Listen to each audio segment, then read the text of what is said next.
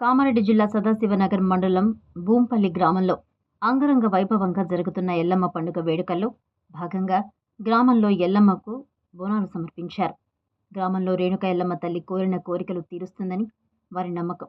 డప్పు వాయిద్యాలతో డీజే స్టెప్పుల మధ్య 4 మూలాల నుండి బోనాల ఊరేగింపు తీసుకువెళ్లి అమ్మవారి వద్ద ప్రతిష్ఠించారు.